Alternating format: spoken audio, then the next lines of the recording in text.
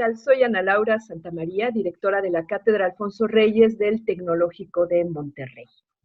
Hace más o menos 7 siglos, entre 1347 y 1353, la peste negra, proveniente de China y siguiendo la ruta de la seda, llegó a Europa y asoló. Se calcula que, particularmente en la ciudad de Florencia, apenas logró sobrevivir una quinta parte de su población. Hacia 1350, Giovanni Boccaccio comienza a escribir el Decamerón apenas había pasado la peste y construye una obra que es fundamental para el humanismo renacentista y que es una de las piedras de toque de nuestra civilización contemporánea. Para reflexionar hoy sobre el Decamerón, hemos convocado a 3 pensadoras muy cercanas a la Cátedra Alfonso Reyes, queridas amigas nuestras, a quienes les damos las gracias por poder realizar esta conversación a la distancia.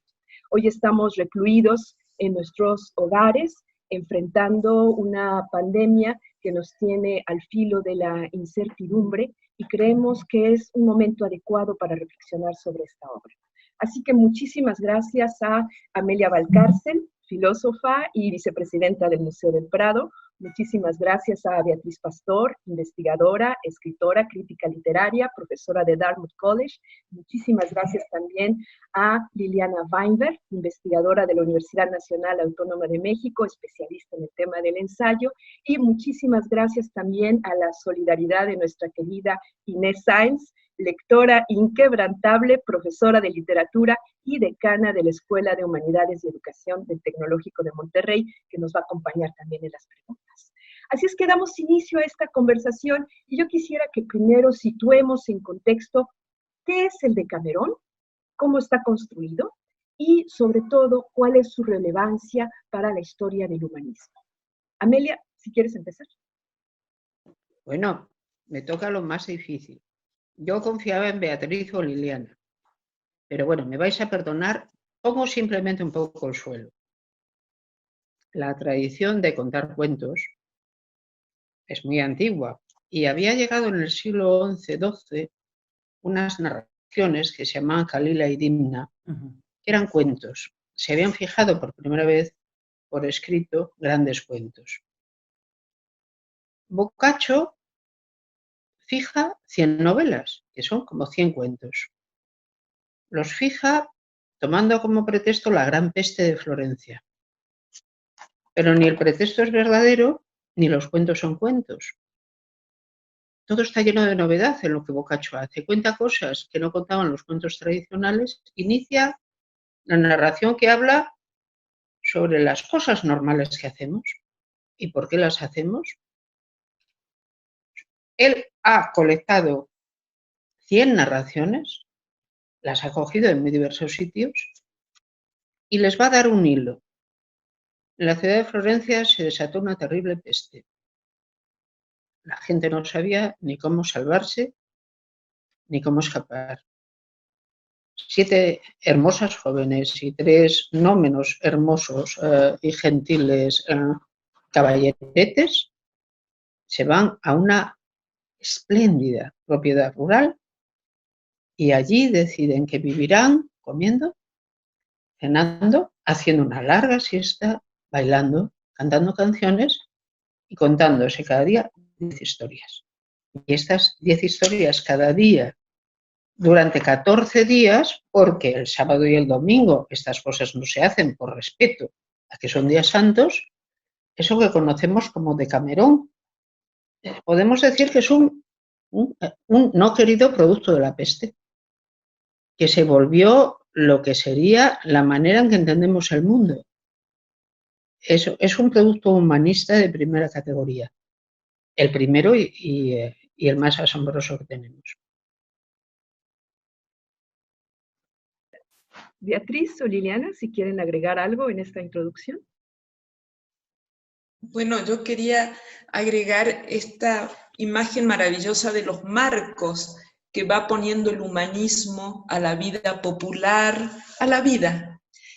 Un amoroso marco de cortesía, de buenas costumbres, de gentileza, donde las mujeres son reinas por un día, lectoras, musas inspiradoras, y dentro del marco aparece la vida cruda, las pasiones, la mujer objeto incluso, el amor en sus formas más refinadas, pero también más descarnadas, y este marco, que es un poco el símbolo del humanismo, poner entre comillas o hacer ingresar el mundo de una manera contenida, logra también hacer una especie de trenza maravillosa entre fortuna, azar, astucia, fuerza, inteligencia, las mil pasiones, pone en movimiento un mundo, ¿no? En este momento en que la Edad Media, que asociamos con un ritmo lento, una cierta estabilidad, empieza a ser horadado por los viajes, por el vínculo entre Oriente y Occidente, por las guerras, por los mercaderes. Entonces es un gran mundo vivo y en movimiento, y que tanto permite hacer estudios eruditos finísimos como disfrutar amplísimamente y quedarnos cautivados por la lectura de los cuentos, como si volviéramos a ser niños o adolescentes, curiosos, ¿no? Entonces, este trenzado maravilloso, irnos de adentro afuera, bueno, es ya un clima prehumanista, ¿no? De curiosidad intelectual. Sí. Beatriz, no sé si quieras agregar, sí. Releyendo ahora el Decamerón, yo no había releído el Decamerón desde que era estudiante graduada, lo reconozco. Lo leí entonces y me gustó mucho y ya no volví sobre él, yo qué sé, porque siempre estaba en otra cosa.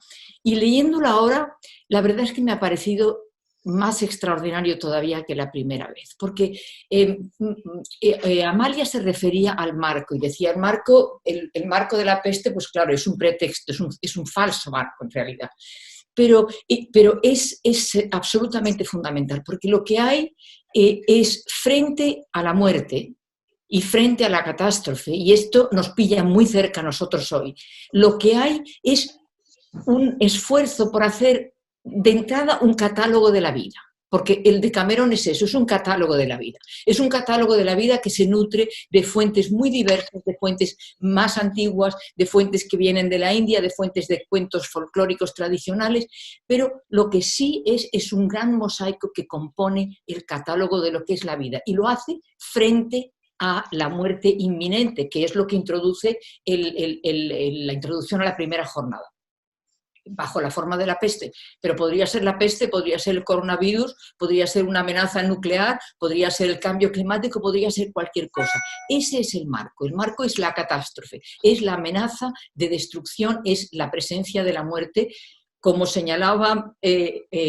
Amelia en un artículo del País que leí el otro día, que precisamente hablaba del triunfo de la muerte, que es lo que captura el cuadro, el triunfo de la muerte ubicua por todas partes. Entonces, frente a eso, se compone este texto, que es una gran afirmación de la vida. Antes que nada es una gran afirmación de la vida.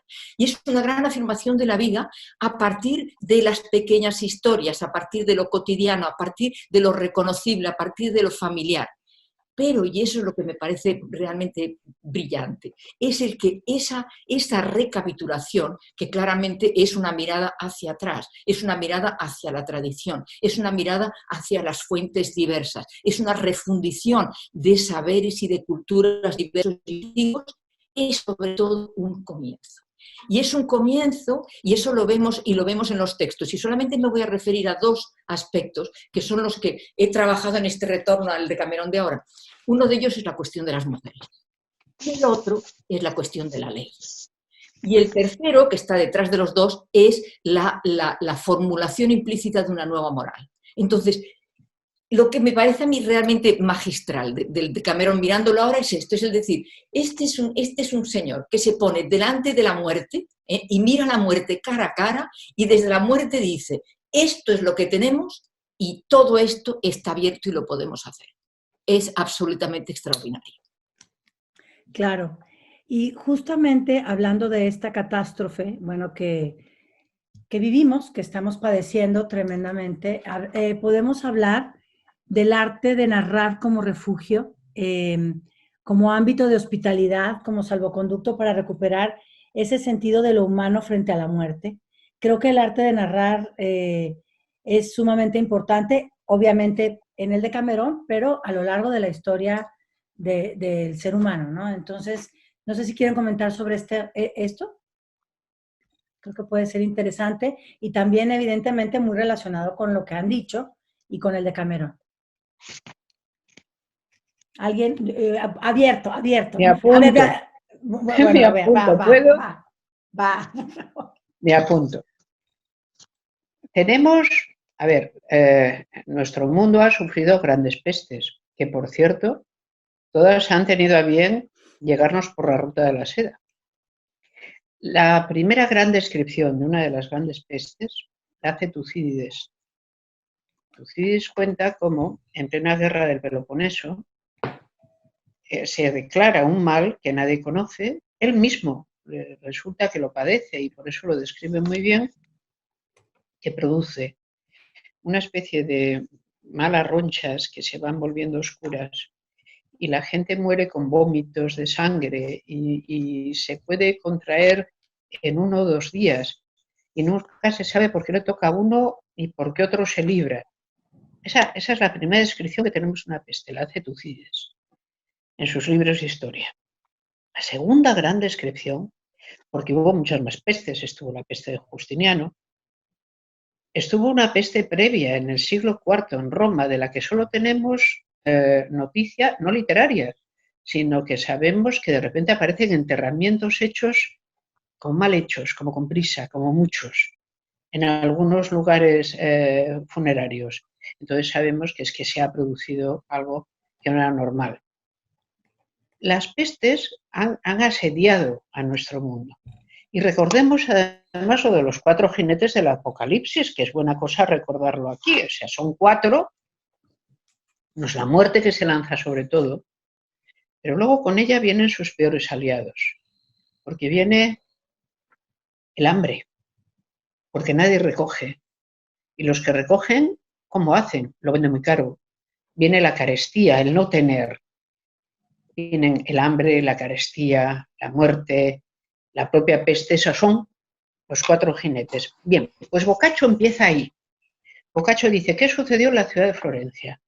Y hace una de las descripciones más asombrosas, más buenas, más perfectas de lo que es una grandísima ciudad que tenía la mayor fuerza en ese momento, sucumbiendo ante un enemigo del cual no puede defenderse. Lo que Boccaccio cuenta cómo la gente se va muriendo sin saberlo ni quererlo, sin imaginar que a ella le pueda pasar. Cómo la otra gente se pone a ocupar las casas que no son suyas. Cómo de repente el sentido del propio cuerpo o de la propiedad o de quién es cada uno se pierde. Cómo la ciudad empieza a destruirse la vida conocida, que es una vida llena de normas, para aparecer otra cosa. Y cómo uno no se puede salvar de eso. Boccaccio ha conocido esto. ¿Cómo ha hecho para reunir 100 novelas? Porque eso lo hizo después. ¿Cómo ha hecho para ensamblarlas? ¿Cómo ha hecho para decir, y esto estaba relacionado con lo que éramos capaces de contar de nosotros mismos? Boccaccio ha aprovechado la peste para dar un salto adelante. Para decir, bueno, sí es posible que la muerte nos mate, que los 4 jinetes sean reales, pero después de todo, ¿qué es lo más importante? Que la gente se gusta, que la gente se ama, que la gente hace negocios, que quiere correr aquí, que quiere llegar allá.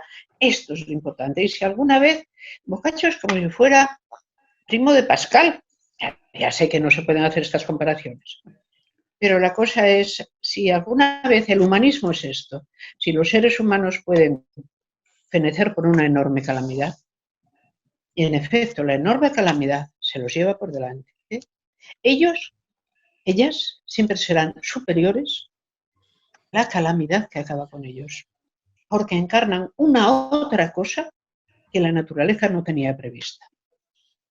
Y eso es lo que hace Boccaccio. Bueno, además de que su descripción de la peste es que es casi imposible hacerla mejor.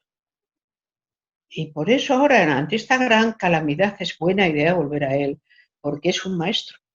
Le reconocemos a los maestros sin que nos han dejado hechas cosas. Y el Decamerón es una grandísima cosa. Muchas gracias. Beatriz, bueno, Liliana, sí. Sí, yo estaba recordando unos versos de una canción de Luis Eduardo Aute que dice: cuéntame una tontería cuando llegue la agonía. Bueno, aquí no son tonterías, son novelas, son cuentos, pero cuéntame un cuento cuando llegue el extremo, cuando llegue lo peor. No nos queda sino contar cuentos. Entonces, es un renacimiento, en efecto, del arte de narrar, ¿no? De la gratuidad, de la libertad de contar historias, contarnos, el puro gusto. Todos podemos recordar cuando éramos pequeñitos y no queríamos que nos contaran un cuento. Entonces tiene esta maravilla, el puro gusto del narrar, la complicación, la resolución, los finales felices, los finales infelices, la idea de que a los seres humanos nos hace más humanos contar historias, ¿no? Y olvidarnos de todo el drama de lo que está afuera y estar en la intimidad del cuento, del puro gusto y el puro placer de contar una historia y de escuchar esa historia, ¿no? Y cuéntame una vez más, y cuéntame una vez más. Entonces, por un lado tenemos todos los elementos históricos, políticos, económicos, etcétera, etcétera, toda la erudición que podamos ponerle al Decamerón, y por otro lado, como cada una de nosotras nos ha pasado y nos lo hemos confesado, quedarnos fascinadas por metidos dentro del libro que nos está contando una historia, ¿no?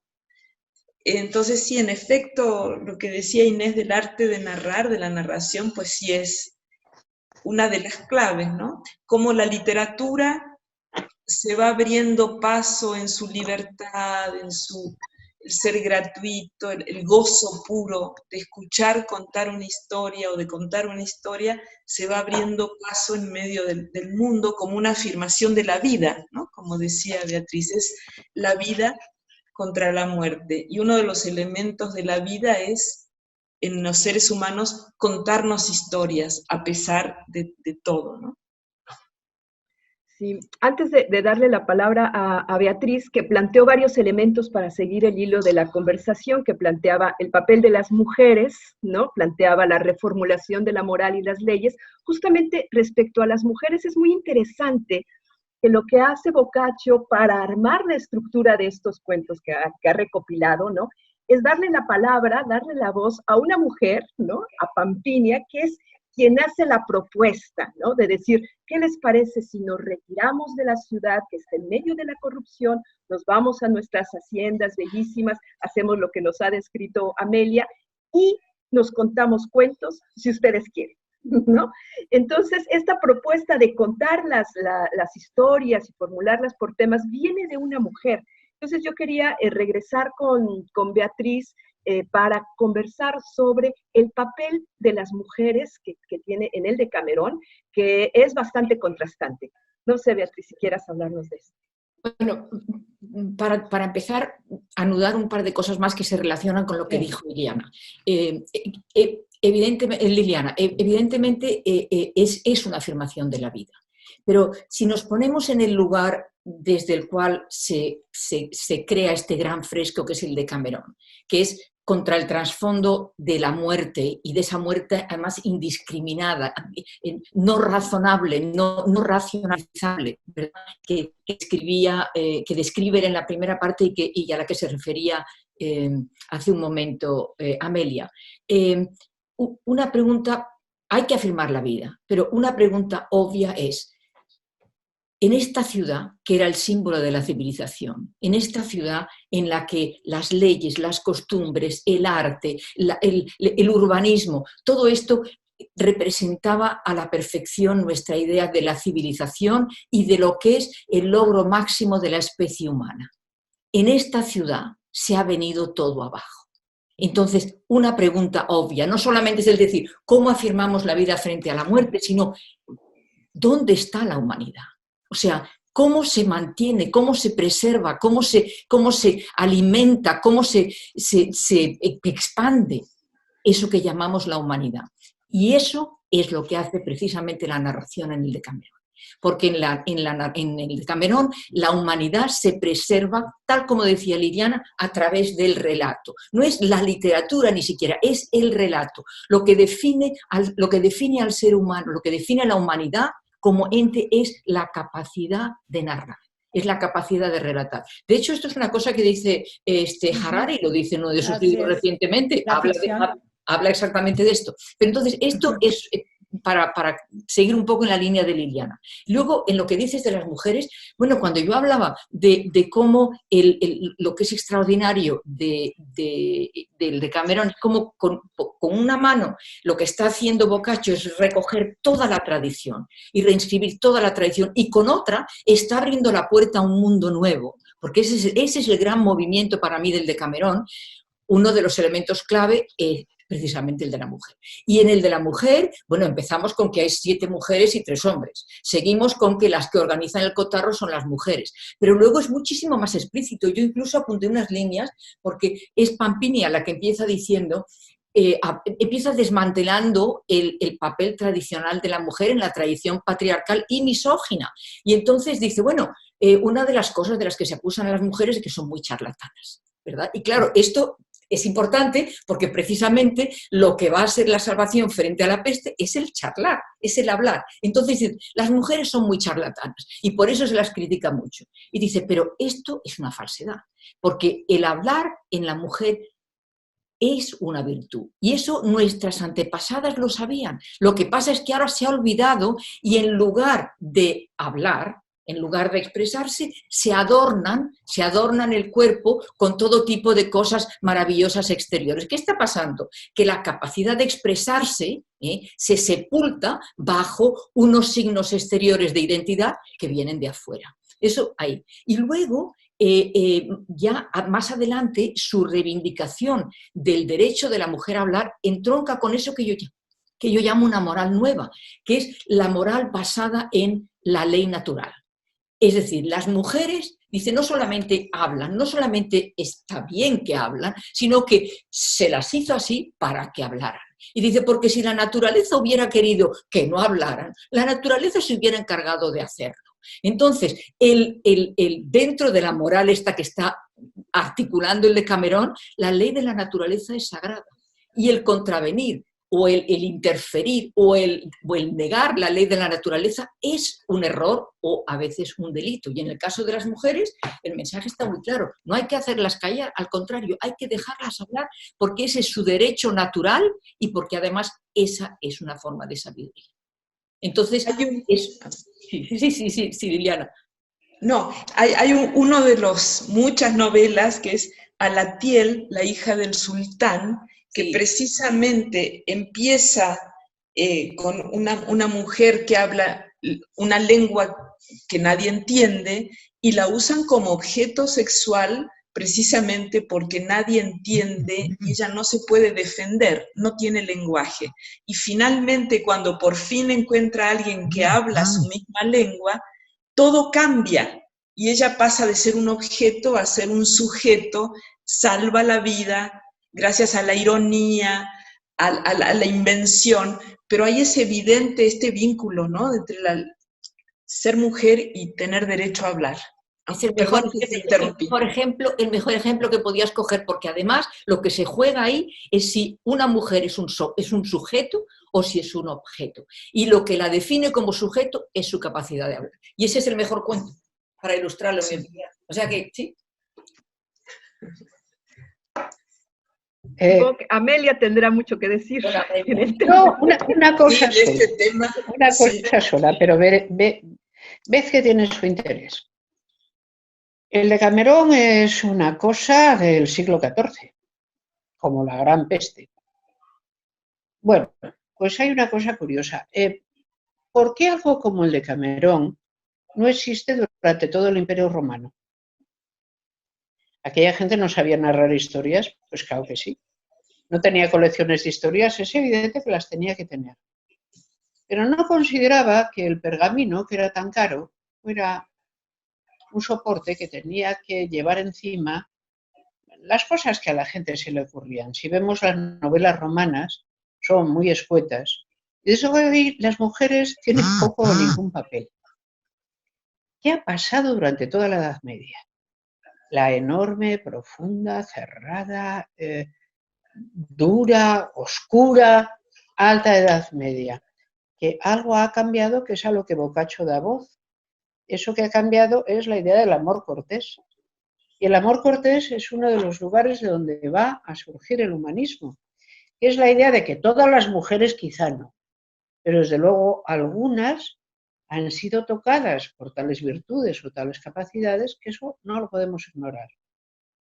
Y un patriarcado estricto y cerrado se abre a la idea de que después de todo algunas mujeres pudieran ser distintas. Eso es lo que hace posible para Boccaccio convocar a 7, de las cuales yo creo que se inventa 6 y a una la conoce, convocar a 7 para que monten una civilidad que queda fuera del tiempo. A mí esto de alguna manera me recuerda a Christine de Pisan. Cuando Christine de Pisan escribe, aunque Christine de Pisan no es tan humanista ni tan futurista realmente como Boccaccio, pero vamos a reunir a las damas, porque tienen mucho que decir. Eso es una enorme novedad, que por cierto el Imperio Romano no produjo, pero que solo se produjo en un momento determinado, que empezó justo después de esta peste, y que es lo que entendemos como el nacimiento del humanismo.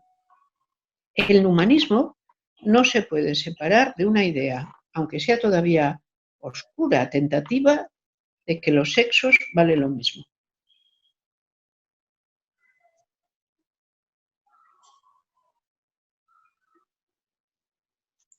Y también lo que empieza a confirmar esto es el lugar de la mujer como lectora, porque se nos olvida que la literatura se fue apoyando, el conocimiento gracias a la práctica lectora, sobre todo de las mujeres. Así es. Hay elementos en los cuentos que son muy característicos, que tienen que ver también con la visión del humanismo, que tiene que ver con la inteligencia, la sátira, el humor y el erotismo. Yo quisiera que son desde luego fuerzas vitales, como muy bien lo ha dicho Beatriz, ¿no? Pero que también son fuerzas en donde se expresa una visión humanista. Me gustaría que habláramos del humor, la sátira y del erotismo presente en los cuentos.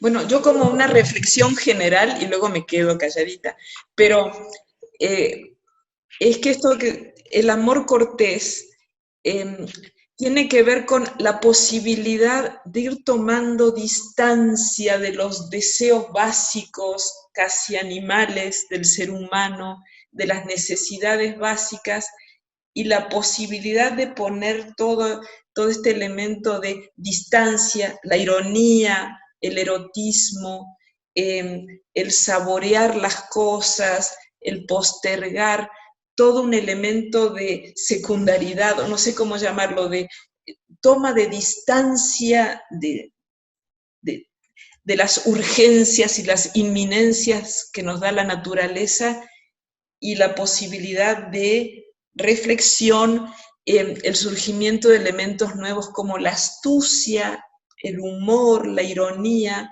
nos habla de un refinamiento, de una posibilidad de postergar lo básico, ¿no? Y de jugar, de gratuidad, de libertad. Eso. A mí, más que el humor y la ironía, lo que me arrebata el del Decamerón es la risa. Es decir, humor, ironía, juegos, todo esto está al servicio de una cosa en particular, que es la risa. se trata de la risa como, otra vez, afirmación de la vida y distanciamiento frente a cualquier forma de destrucción.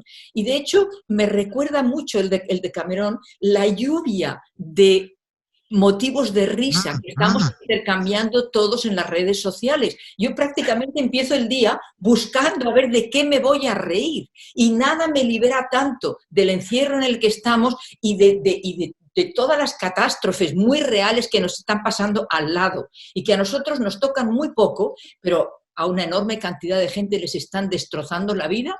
Nada me ayuda más a sobreponerme a esa losa que la risa. Y dentro del de Cameron, yo creo que la risa es lo mismo. O sea, si estamos hablando de afirmarse, de afirmar la vida frente al horror, esa es la función del humor, esa es la función de la ironía en el de Cameron. Claro, yo me río muchísimo leyendo esos cuentos, como me río leyendo las tontadas que les mando a todos ustedes por teléfono día sí y día. O sea que la risa, claro, eso lo ve muy bien Bakhtin hablando de Rabelais. Luego, sí, claro. Entonces es el poder de la risa para mí. La ironía, pero la ironía como siempre subordinada a ese efecto. Fíjate, algo que yo nada más quería añadir es justamente algo que me cautiva de Cameron, es justamente esa risa como resistencia, como una forma de resistencia y también de sobajar o de rebajar el poder con todas las críticas que hace y bueno, uno termina, que resultan luego cómicas, ¿no? Como la historia del judío al que quieren convertir al cristianismo, pero el judío se resiste, finalmente él dice, bueno, me convierto al cristianismo sí, voy a Roma y veo esa santidad de la que habla, ¿no? Va y ve una locura de corrupción, dice, bueno, es que Dios debe ser enorme, Cristo debe ser enorme para poder tener fieles a pesar de esto, ¿no? Por eso me convierto al cristianismo, en fin. Es una vuelta de tuerca de esa risa también. ¿Cómo la ven ustedes? ¿Cuál es su experiencia de lectura? Sí. Pues os cuento una cosa. Yo como practico las redes sociales, como sabéis, mucho, noté una cosa. En Italia, durante las primeras semanas de este horror, la gente hacía chistes y mandaba cosas divertidísimas. A medida que el túnel se hizo más oscuro y que no se vio cuándo iba a terminar, la gente fue perdiendo el humor. Y de hecho, ya no hay chistes. Uno lee los periódicos italianos o los periódicos españoles, en este caso, o incluso asiste a las redes sociales y ve que la gente ha perdido la capacidad de distanciarse mediante el humor de lo que está ocurriendo. Boccaccio vio eso mismo, porque lo cuenta él mismo. Vio cómo puedes sucumbir al discurso triste. Y el discurso triste en su caso era muy claro, era el discurso religioso, esto os lo habéis merecido por algo, y por cierto Dios os va a poner en vuestro sitio y será el llanto y el crujir de dientes y haceos a ello, porque es lo que tenéis por delante. Ese discurso no necesita en este momento tener a la religión por garante, siempre hay gente que tiene un modo de ser, una manera de ver la vida en la que lo que les gusta, o parece que les gusta, en los momentos más difíciles, resulta que es lo que enseñan, es a sufrir, enseñan a sufrir. Mira esto, es horrible, qué bien. Y Boccaccio tomó partido por justo lo contrario. Que vale, ha sido horrible, pero mira, ¿de qué bien? No hemos aprendido nada, no nos hemos mejorado. Dios no nos ha dado ninguna oportunidad de hacernos mejores con esto. Esto simplemente nos ha ocurrido. ¿Y sabéis qué es lo que no mejor que nos podía pasar? Que no nos volviera a ocurrir. ¿Y sabéis cómo se libraron estos? Pues no fue yendo a darse con un látigo. Boccaccio tiene muy claro por dónde va a ir su apuesta. Y por eso es uno de los primeros humanistas, porque no reacciona alabando el látigo. Es así. A mí me gustaría que aquí también, cuando vemos cada día estas cifras terribles y vemos que la gente va perdiendo el humor, yo ya agradezco cuando recibo una de estas cosas pequeñas que hacen un pequeño chiste. Os cuento uno porque me ha divertido mucho. Es un chiste tontísimo. No puede ser más tonto. Es una imagen de dos tigres. Un tigre es un tigre como es debido, pelirrojo, precioso, y otro es un tigre blanco de las nieves. Están puestos juntos, cuando es así que jamás en la vida esos dos tigres podían estar juntos. Alguien los ha mezclado. Sabéis que aquí se nos dice que cojamos todos y todos los días hagamos lo siguiente: juntemos una parte de lejía de cloro y 9 de agua, y con eso rociemos cualquier cosa que estemos tocando, cualquier cosa que nos venga. Vamos, todo alrededor tiene que llevar 9 partes de agua y una de lejía. Pues bien, están los dos tigres, uno al lado del otro. Me encantará que encontremos la imagen y poderla enseñar. Y el tigre sonrosado y pelirrojo y rubio le dice al otro: eran 9 de agua, una de lejía. Y el otro solo contesta: vete a la mierda. Muy bueno. Es así. Es muy bueno, muy bueno. Si me dejas que diga, enlazando un poco con lo que ha dicho Inés y con lo que acaba de decir Amelia, la cuestión de la risa otra vez. Bueno, Inés se ha referido por un momento así de pasada a la cuestión del poder. Y Amelia hace un momento habló de que uno de los principios del primer humanismo es la igualdad. Y una de las cosas que yo creo que vale la pena subrayar, hablando del Decamerón y de la risa en general, de los chistes que yo mando, Amelia, te voy a mandar más chistes porque yo me ¡Por Dios, sí! Bueno, pero una de las cosas es que precisamente voy a contraponer dos ideas. Por una parte, la idea de la muerte. La muerte es la gran igualadora, ¿verdad? La muerte va con la guadaña y corta y ciega todo por igual. Pues la risa es la otra gran igualadora. Es decir, frente al poder, frente a las jerarquías, frente al control y a la represión, la risa rompe todas esas cadenas. Y de hecho, tanto en el Decamerón como ahora, no hay nada que nos haga más solidarios que la risa. Es decir, en el momento en que leemos un cuento de estos del Decamerón y nos reímos de cualquier desastre, cualquier barbaridad que ha pasado, en el momento en que nos reímos, volvemos a formar parte de la humanidad y de lo mejor que tiene la humanidad. Y eso sucede también hoy con los chistes que intercambiamos, como el del tigre, que por cierto es buenísimo, me encanta el chiste del tigre. Entonces, nada más reivindicar la risa otra vez desde este punto de vista. Es el poder transgresor y liberador que tiene la risa, que lo sabemos, pero la capacidad de la risa de crear solidaridades profundas frente a cualquier fragmentación, a cualquier división. Y eso lo tenemos en el Decamerón y lo tenemos en el chiste del tigre. Y en estas reuniones, ¿se acuerdan cuando nos reuníamos todos con amigos? ¿Se acuerdan cuando teníamos reuniones hace un mes y medio? Y contábamos chistes, es decir, llegada la sobremesa, se hacía la ronda de los chistes, compitiendo a ver quién hacía reír más a quién, ¿no? Es esto mismo, ¿no? La risa es una práctica social también, ¿no? Que tiene que ver con la reunión. Sí. Yo quería comentar que también hay una relación, digamos, de ética, hay un contenido dentro de la fuerza subversiva, dentro de la fuerza de resistencia y la fuerza solidaria que tiene la risa.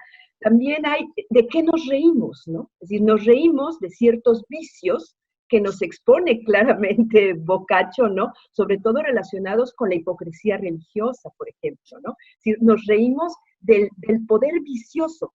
Y en ese momento se está refundando también la moral, ¿no? No sé qué opinan de eso. Está muy bien visto.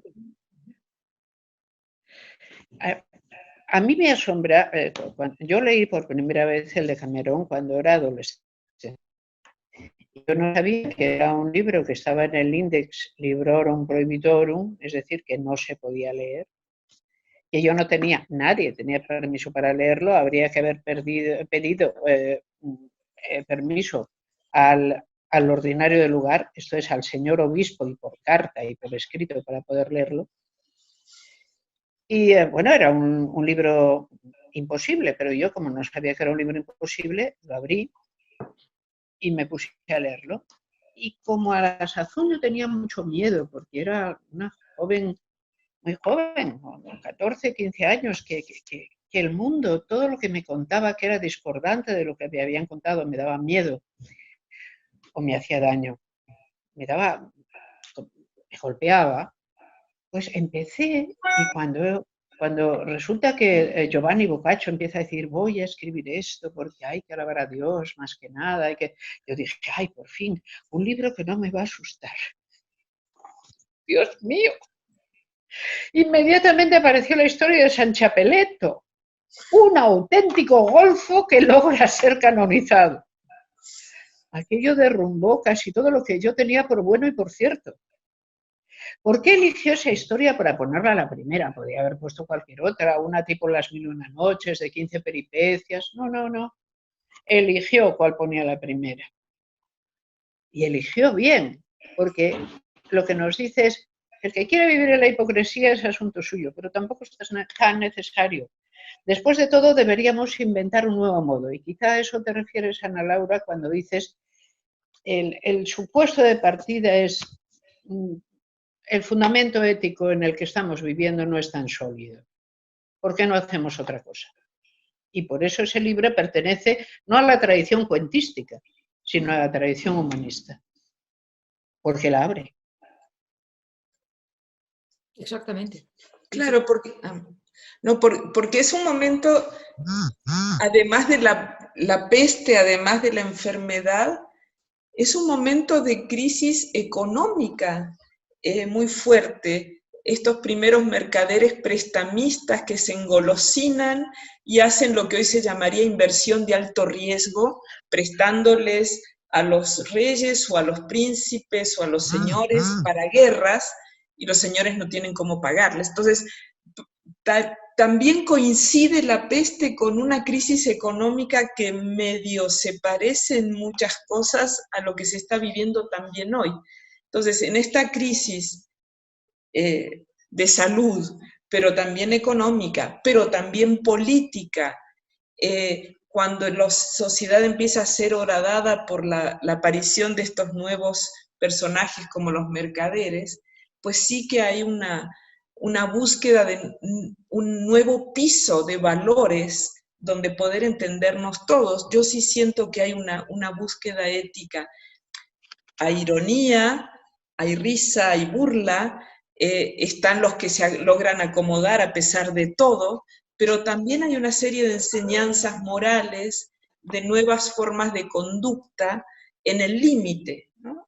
Yo siento que están estas, sí hay por debajo de la política, por debajo del mercado, por debajo de la peste, busquemos nuevos elementos básicos de convivencia, como el de los propios jóvenes que se van a contar historias, alejados del ruido de la ciudad. Bueno, sin ninguna duda, o sea, es la cuestión de una nueva moral, de la necesidad de una nueva moral, que es una moral que se va a asociar con el humanismo, está en todos los cuentos, de una manera o de otra, no en forma de prédica, pero en forma de acción, porque eso es lo que está pasando en muchos de esos cuentos. Tanto si hablamos de los cuentos, incluso en cuentos de tipo, cuentos de tipo sexual, por ejemplo, en los que pasan cosas grotescas porque resulta que está el viejo que se casa con la mujer que es mucho más joven que él y luego resulta que ella le pone los cuernos y entonces el padre viene y todo el mundo se echa contra ella porque ha perdido el honor y todo esto. Finalmente la respuesta es, bueno, el error no fue mío, el error fue de una sociedad que se está rigiendo por unas reglas que van en contra de lo que es mi derecho natural. Entonces, esa idea, y eso Amelia lo puede explicar mucho mejor que yo, pero esa idea de la naturaleza como fuente de moral, eso está por todo el Decamerón y eso es uno de los aspectos que abren la puerta a una nueva sociedad y a una nueva ética. Y esto se manifiesta en algunos de los cuentos que tienen contenido sexual, se manifiesta en cuentos en los que lo que se plantea es un problema legal, como el que me tocó discutir a mí, y en el que vemos otra vez cómo distintos sistemas de ley aparecen representados y se van cancelando unos a otros hasta que se abre la puerta hacia un nuevo sistema, y el resultado del nuevo sistema es que de repente lo que pasa es que se descubre cuál es la verdad y el inocente no es castigado. Entonces dices, bueno, es un nuevo sistema legal fundado en una nueva moral. Entonces, esto lo encontramos en el cuento que discutí yo, que era el primero de la segunda jornada, creo. Sí, pues eso es lo que aparece. Y yo creo que en cada uno de los cuentos, de una manera u otra, él abre esa puerta. Porque no es un mensaje, es una puerta que se abre. Entonces, para mí estos cuentos son cada uno como ventanas, como puertas que se abren hacia otra cosa. Y esa otra cosa es la fundación de un sistema de pensamiento que es lo que Amelia llama el humanismo. El amor está en el medio de todo. Es decir, Boccaccio tuvo que trabajar, bueno, dicho sea sin ápice de racismo, pero en la lengua que compartimos existe la expresión trabajar como un negro, ¿recordáis? Imaginaos. Él quería contar algo después de aquella peste.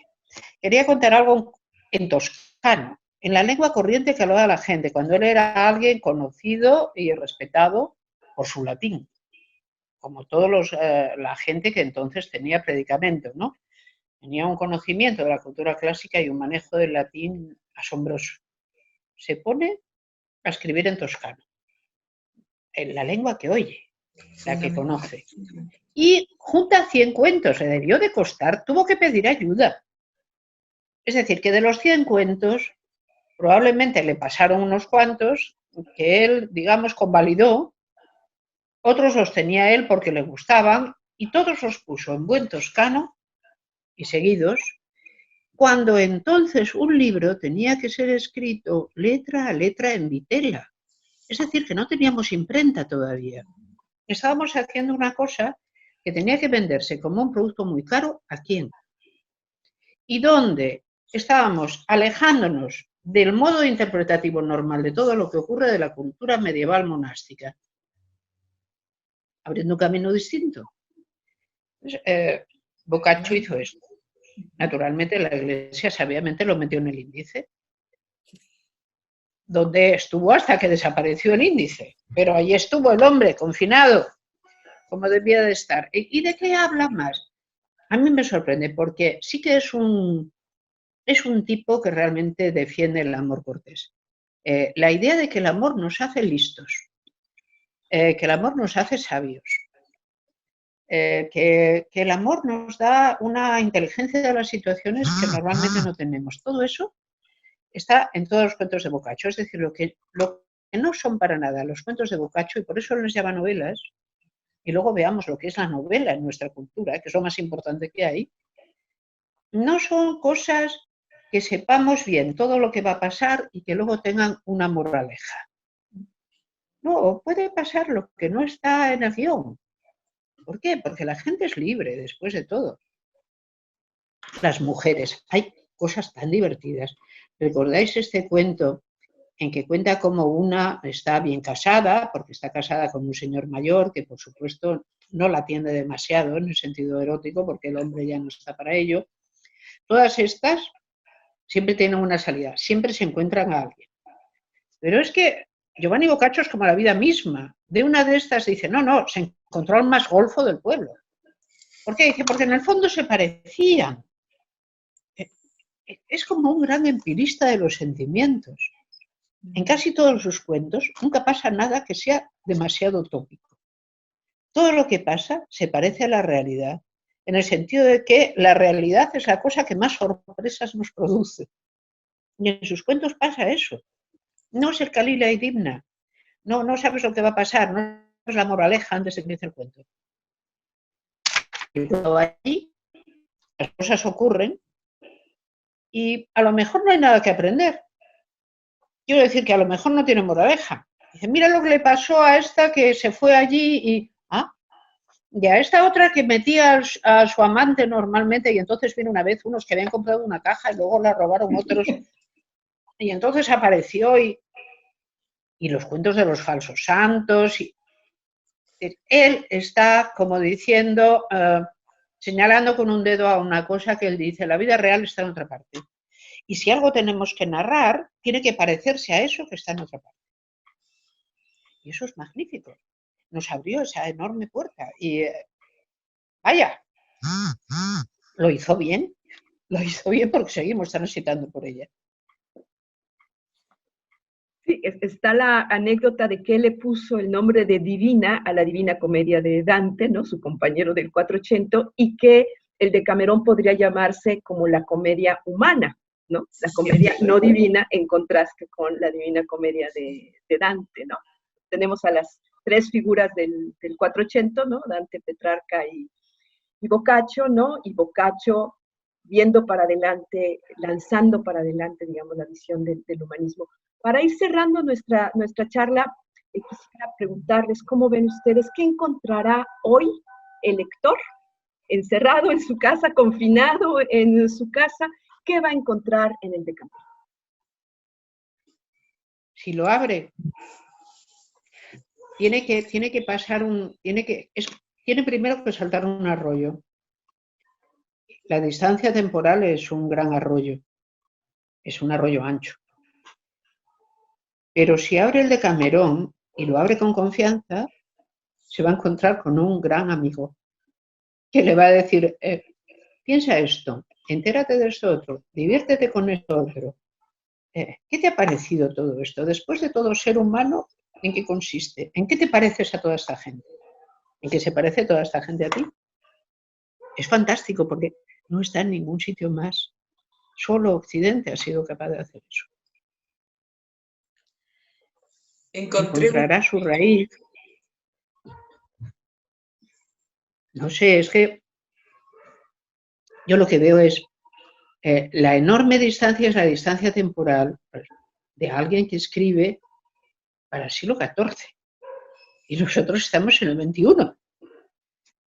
La gente ahora está más acostumbrada a ver que a escuchar. Yo creo que cualquiera de las narraciones del Decamerón dan un guión de película asombrosa. Y son nada menos que 100.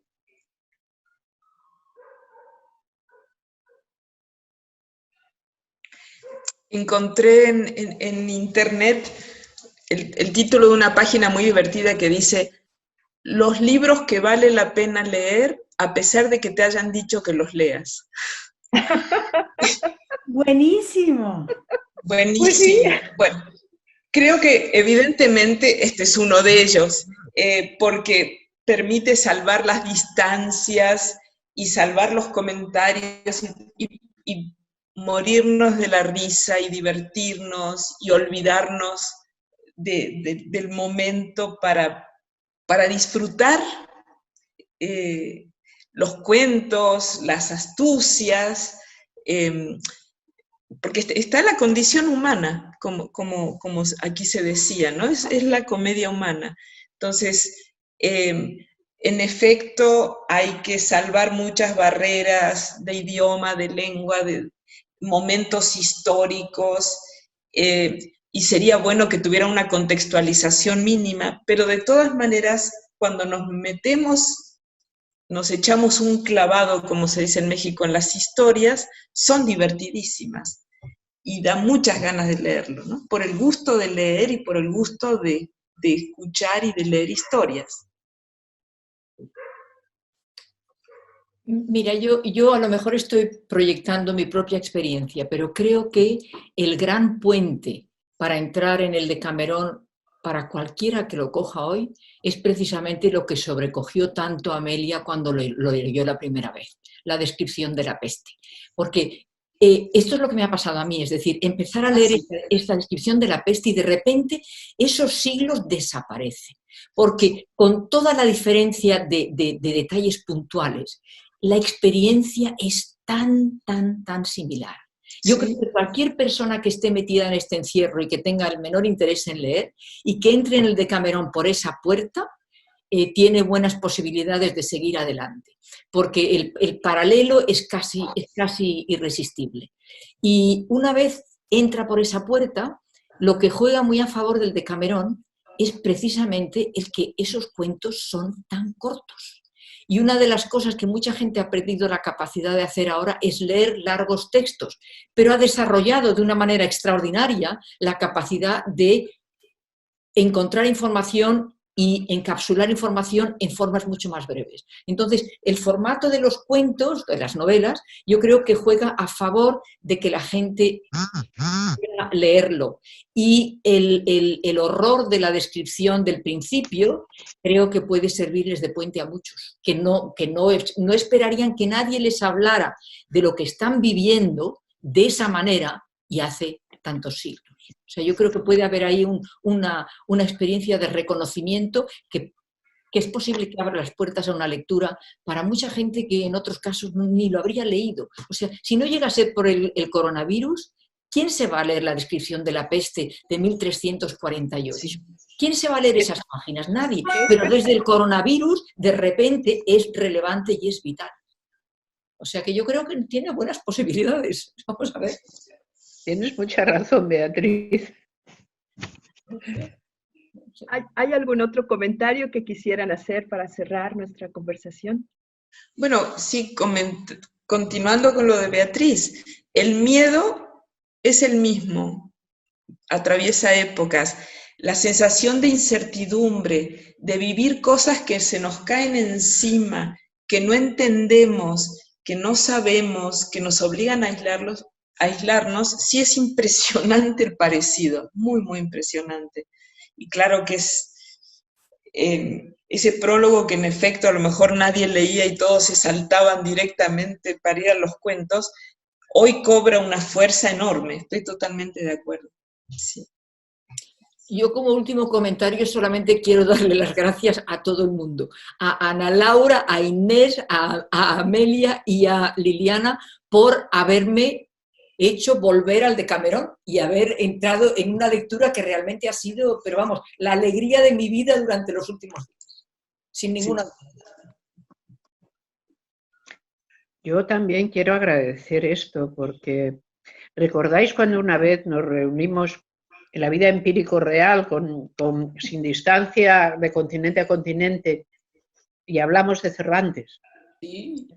Otro de nuestros escritores admiradísimos. Pues hoy Ana Laura e Inés nos han reproducido esto. Yo solo pido a quien sea que gobierne este asunto, y que no, si es que no es del todo casual, que nos dé la oportunidad de reunirnos de nuevo en aquellas otras circunstancias. Pero aún así, me alegro lo suficiente de que hayamos tenido esta. Ana Laura, agradecidísimas, poder hablar de esto. Inés, gracias por encontrar el modo, por poner la plataforma, porque podamos vernos y ojalá que sigamos. Y ya solo un deseo me queda. 100 narraciones tiene el Decamerón. A ver si nos sobra alguna y no tenemos que leer las 100 una cada día antes de que esto termine. Ya, claro. Porque lo que yo no quisiera es que el Decamerón, que es una cosa tan buena y tan humanista, se convirtiera en las 1001 noches, de las cuales no estoy yo tan segura de que respondan al mismo espíritu.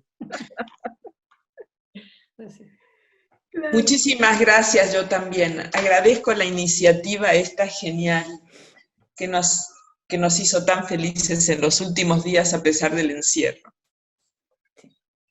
Pues muchísimas gracias, de verdad, a ustedes. Me gustaría comentar a quienes nos siguen, a quienes nos estén acompañando, que además de esta charla, pues van a tener disponibles los audios a manera de podcast, por lo pronto de las 2 primeras jornadas que hemos convocado también a amigos de la cátedra. Ustedes mismas han grabado algunos cuentos, algunos comentarios, y la idea es que van a estar disponibles en redes sociales para que escuchen el Decamerón narrado por escritores, profesores de literatura, Y también, si se animan, pues pueden grabar un cuento, elegir a partir de la tercera jornada que están disponibles. Pondremos una liga para que la gente ahí se apunte y diga, yo quiero grabar este cuento, y nos envíe su grabación. Y de esa manera hacemos una lectura comunitaria.